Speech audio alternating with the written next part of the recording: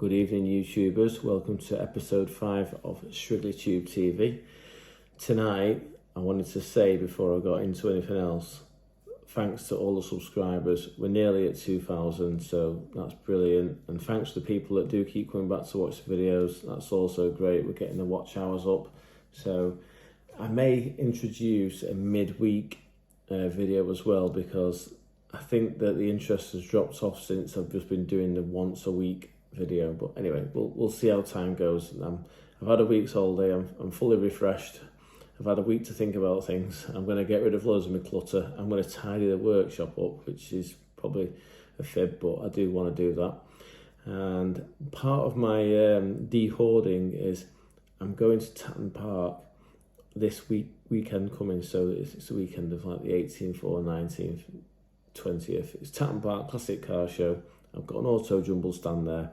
I will also have my t-shirts on sale. So if you're a subscriber, or if you watch the videos or whatever, you just want to come have a chat with us, and I'll try and sell you a t-shirt. And yeah, it'd be good to any good feedback, or any feedback whatsoever on the channel, how I can improve it for you guys. It'd be great. Now, I won't say too much more.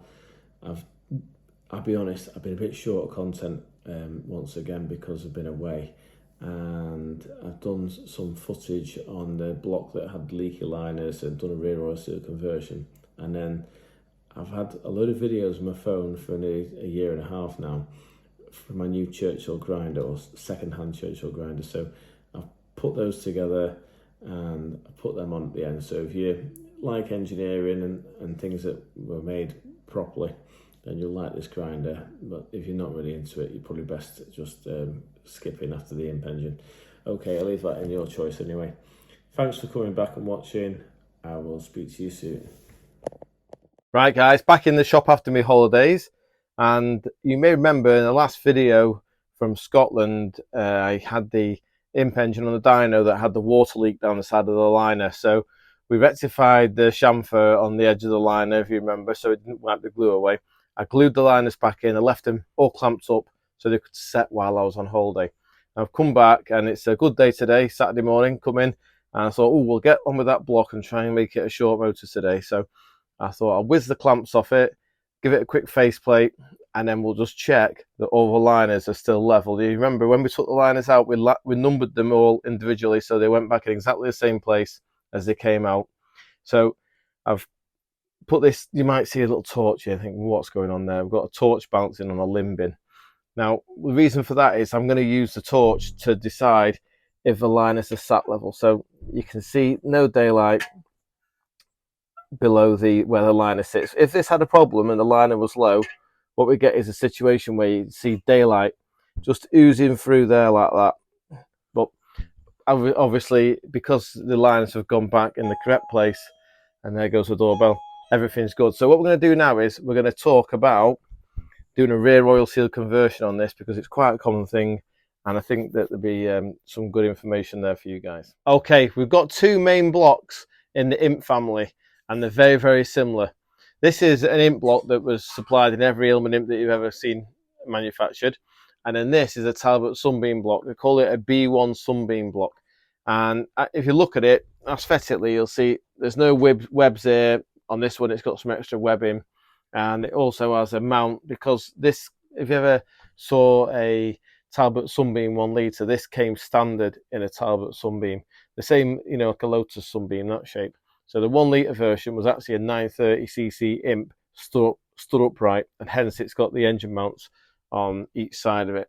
So this is a brand new one that I like. These engines, this is what I use as my base for a big 1200 engine, because I like to start with a new block that's not had any corrosion or stress or anything. So that's that engine, and this is your imp engine that you'll see in every Ilman imp, and there's no real problem with the rest of the block. They don't crack or anything like that. Everything's good, but they do have this, what we call a scroll seal. So that's the rear oil seal, and the way it works is the oil gets, this scroll is constantly winding back towards the engine and into the engine. So any oil gets caught in the close clearance between the outside of here and the scroll here, and the idea is it constantly winds back. And if you've got a good breather or your engine isn't worn, so it's not got any crankcase pressure, this works quite well, but you do get the odd drip of oil when you park up, and that's just, people just accept it.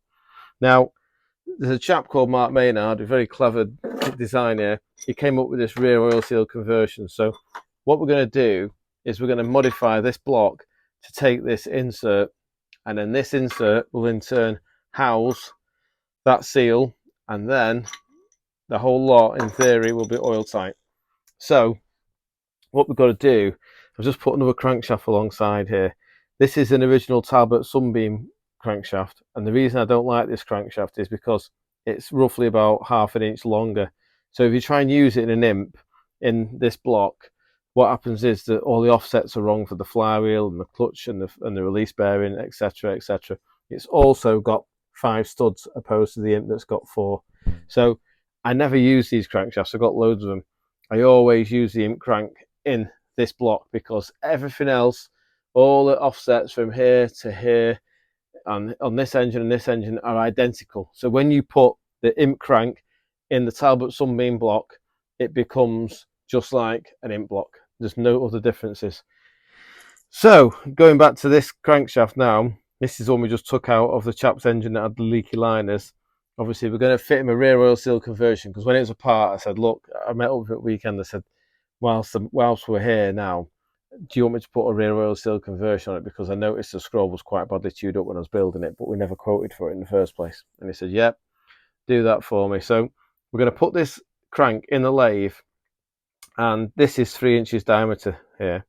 We're going to turn this scroll down to 3 inches, and it just so happens the way they've made it, you can do that, and then the imp crank will go straight into the block with the seal. Or if we were building this Sunbeam engine, we could use this crankshaft with that turned down to 3 inch, and it'd all work perfectly, and all your offsets would be correct for your clutch and flywheel, etc. So we'll get that in the lathe and we'll chew off some diameter. Okay, I've got the crankshaft set up in the lathe now, ready to turn this diameter down to 3 inches. So I put it in, and you might notice I've put it in a 4-jaw. You might think, it's a bit overkill.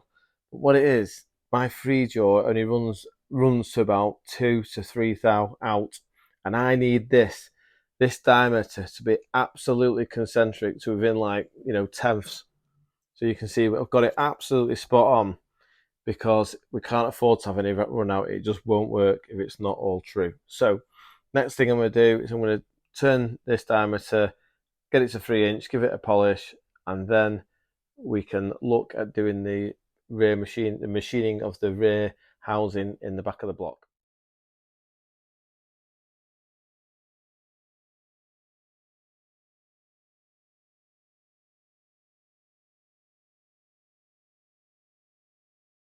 Right, okay, hopefully you've just witnessed on the time lapse the crankshaft being machined. I've turned this scroll off, and we're now down to 3 inches, so the seal can run on that diameter. Now, what I was going to say was, you probably couldn't tell from the time lapse, but I did change the direction of rotation so that the crankshaft was going anti-clockwise when I polished that diameter. And the reason for that is, obviously, looking from the nose of the crankshaft, that is the direction the crankshaft runs in the engine. So we want all the high spots to be layered the correct way. So always polishing the direction of rotation, as we discussed in a previous video where we talked about crank polishing. Okay, I'm going to go onto the block now, and that's the crankshaft finished. We'll get that steamed off and ready for assembly. Right, in this part, we're going to machine the back of the block to accept this aluminium housing that houses the new seal for the rear seal conversion. So this is a Van Norman boring machine. It's a mobile boring machine. You may have seen it in some of our previous videos. And I've basically bolted it to the side of an old miller. And the reason I've done that is so that I can use the table to bolt things to and do these types of operations, and just use it as like a mobile boring head. So this machine, fantastic bit of kit. You've got various tools that slide in it, where I've put them. This is my tool for doing the clearance inside here, which you'll see in operation in a minute. And that's all set true to hit this rear main diameter now. So I've got a couple of clamps holding him to the bed. Just gently plow through, and then we'll have the clearance ready for the housing to go in. Okay. Right, now because I'm just machining for clearance, I'm going in with one big cut, and this does actually work quite well. I've just got to do the hand feed.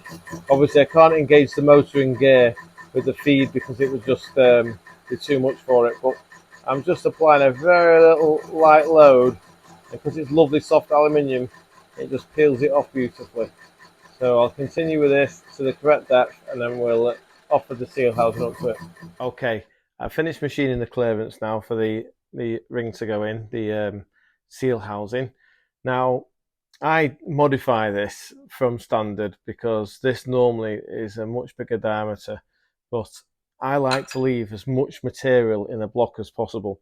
The rear main cap on an imp is an awesome design. It's fully supported both sides, so it really does its job very, very well, and obviously also it's supported by the sump face, so it seems a shame to yak kilos of material off it. I just want clearance for this to go in. Now obviously it goes in this way, but because the mains cap is torqued on to its correct setting at the moment, it won't go in.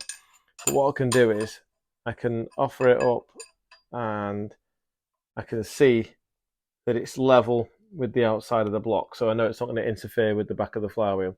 So when we build it up in a minute, it'll make sense. But there you go, that's all clear now, so we'll get it all cleaned up. Right, we just forwards winded a couple of stages.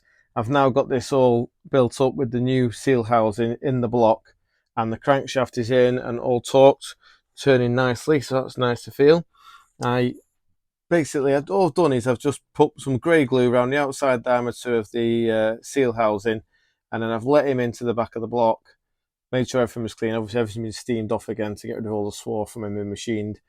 And now we'll let this set overnight, and then tomorrow, or sorry, Monday, I'll come in and get the bottom end built up, and we'll get it run for next week. Okay. Good evening, YouTubers. The next part of this video, I just thought I'd do a little introduction, just so you could understand where the videos could come from. These videos go back to March 22, so I'm really sorry. It's before I've been trying to cancel out the and the basicallys, so there's quite a few of those in this little session of videos. Just done it now. Anyway, another word I've got to lose is anyway.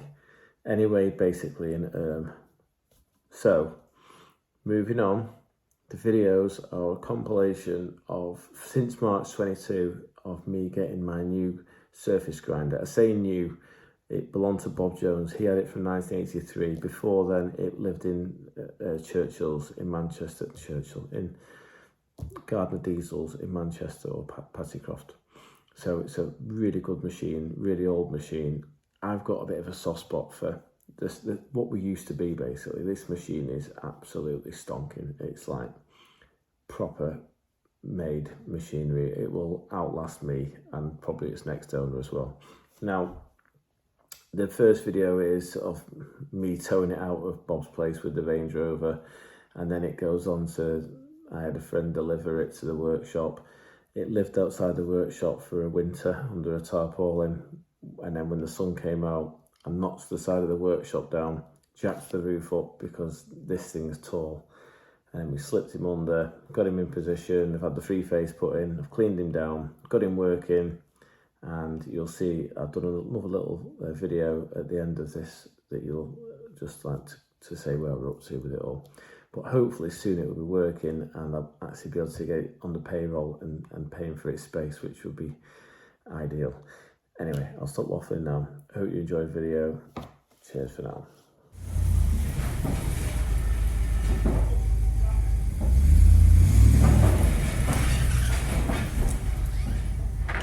This is the new Churchill 20 horsepower grinder being delivered.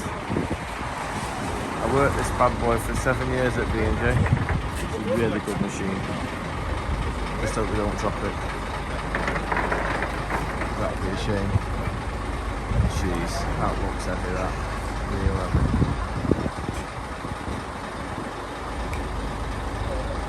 Jeez. Oh, these boys know what they're doing. Look at that.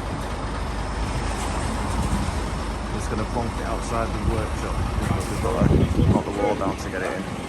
I thought we could worry about that another day, just get it here for the time being.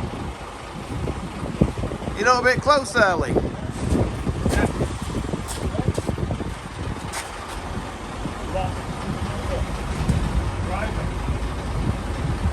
Do big 6-cylinder cylinder to this, 20 horsepower, just absolutely rips through anything. So powerful, much better than trying to skim things on an old miller with a fly cutter. Looks like it's landed safely anyway. So I'll quick peek at it.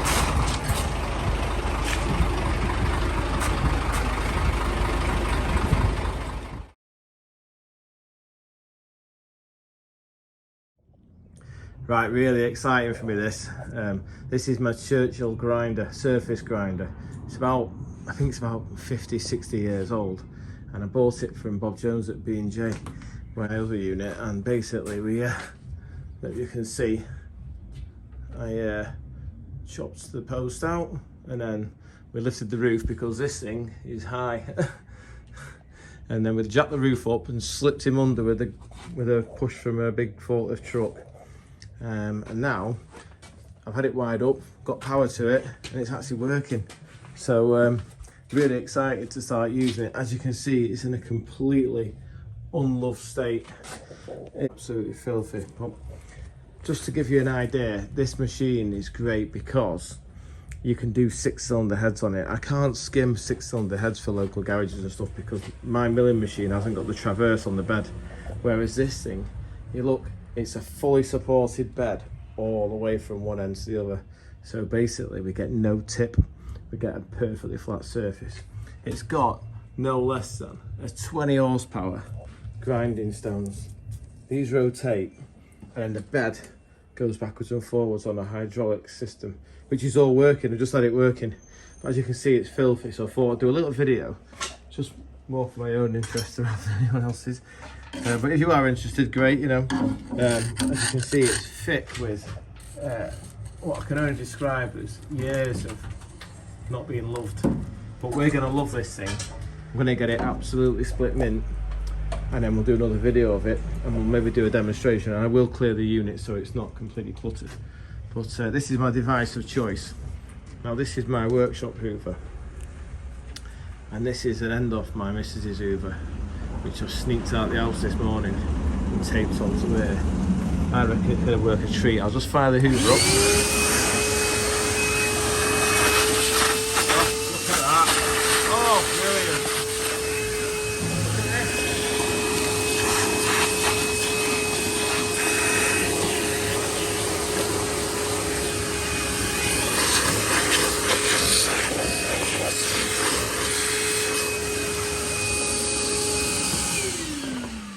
Brilliant. We'll get it cleaned up, get the hoover on, and we'll have him like new in no time.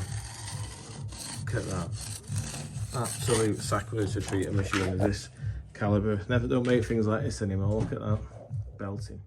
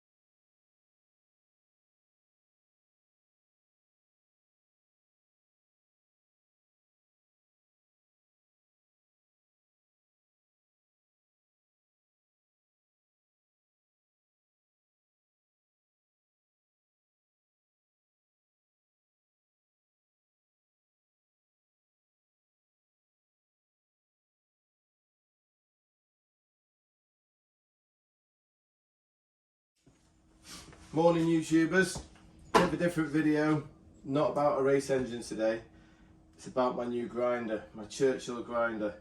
I'm a bit excited because I've just finished cleaning it and I've been on it for days. Basically, where I worked at B&J Engineering for a long time, this was there, and I spoke to Bob. He said he'd had it since 1983 when he moved there. Obviously he's now moved to a new workshop, so he very kindly gave me the opportunity to buy it for scrap value, which very sadly lots of this machinery has gone abroad because it was in auctions for scrap value, etc. Real shame, because we'll never make anything like this again. In fact, I don't think anybody in the world will ever make anything like this. It's got to be 1960s. Originated from Gardner Diesels in Manchester, or Pattycroft I think they were. Basically, absolutely awesome bit of kit. Stood the test of time. I've had 3-phase put in this unit, so we can get it on the payroll now and start skimming blocks and heads. Beauty of this machine is, in my little miller, I think I mentioned it in another video, I can only skim a head, say, this long, because the traverse on the Bridgeport milling machine is so short. But with this, it's specifically designed surface grinder to skim a 6-cylinder block. So if you've got a 6-cylinder block and you want it skimming, just give me a call, we'll sort it out for you. Because the bed is fully supported all the way, so you get a perfectly flat surface. Same for cylinder heads, 6-cylinder, maybe even 8-cylinder cylinder head. I'll get the thing fired up and show you the traverse on it. It's absolutely awesome. So I just basically, all I've done is the garage gave me like 20 litres of diesel petrol mixed fuel that one of their customers had put in the car. So I've just washed it down with that. This oil here is, I've just filled the bearings full of fresh oil, but I must have overfilled them because we've just tested the machine for the first time now, and it's spewed it all out everywhere. But all these grease nipples, I took them all apart. Some of these are new grease nipples because they were just damaged. So I've replaced the grease nipples that weren't working. I've greased everything, and it's like a Rolls Royce. Honestly, this is a nice bit of kit. This is really good. The Indians and the Pakistanis, when they start importing this gear from England, they must have been like, you know, we're rubbing our hands together. Are you alright? This is like the creme de la creme. Anyway, I'll stop going on with myself about how good my new machine is. What we'll do is, we'll just put the pump on, and I'll just give you a little bit of an idea of how it works. Obviously this is a grinding head, and that turns. So it's got a hydraulic pump, we'll put that on first before we put the main motor on. So we've got a feed, that's our feed rate, and then this is on and off for the traverse.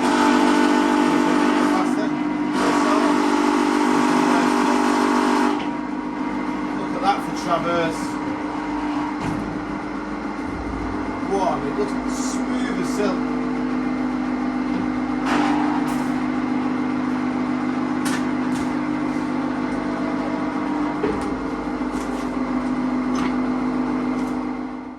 Right, we've finished the traverse demonstration, so now we'll see if we can fire the head up with this button here.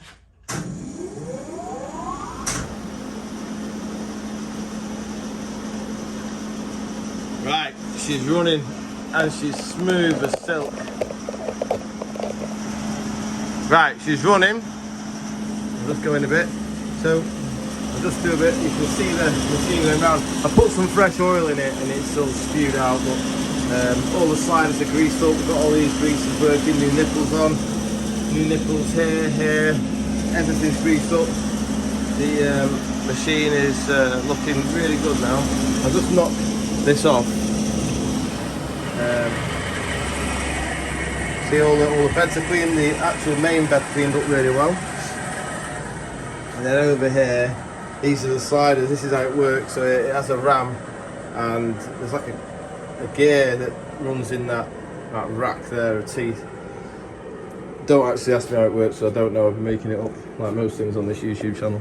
But what I was going to say, what was really nice is when I first fired this up, it had a right old shake on it, and I was like, ooh, don't like that. I could feel it through the floor, you know. And then what it turned out to be, when I was cleaning the machine down, I looked underneath here, and you see how it's hollow? Well, up in that hollow up there there was great big clumps of like what can I describe as dried grinding dust, and some of it fell off, and then there was loads on the other side. So it was throwing the head out and putting a shake in. But now that I've cleaned it all, it's really smooth. So I'm really excited to get using this machine. It's a wonderful piece of equipment. Right, we'll over and out at that, and then we'll get it fired up with something on to grind. Not actually sure I'm going to get away with this. We'll have a go. Bit of TFR, bring it back like new. Right, it's been a year in the making, thereabouts. I just bolted this, I think it's a pre-cross flow block or something, onto the grinder. So we're just gonna give him a quick flash over and see if we can get a nice finish. And yeah, very exciting. Just lubed up the bearings on the motor. Everything else is set to go, so I'll put the camera on a stand and we'll see how the block turns out.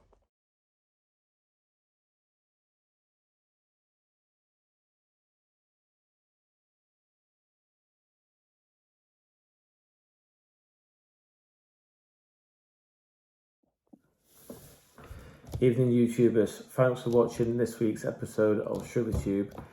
I thought I'd do a little talk just to say the reason why the machine stopped at the partially across the top of the block was because I had a wiring issue with the way the three-phase wires passed through the top of the motor housing.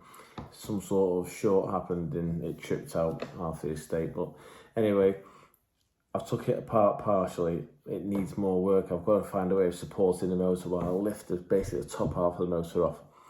Anyway, I've done some more videos of that, and when it's all completed, I'll put them on for you to see how we went about fixing it. Like, I'm 90% sure it's just a wiring issue. It has something called a star delta box, which I'm hoping it hasn't took that out, because it was like a firework display when it finally went kaboom.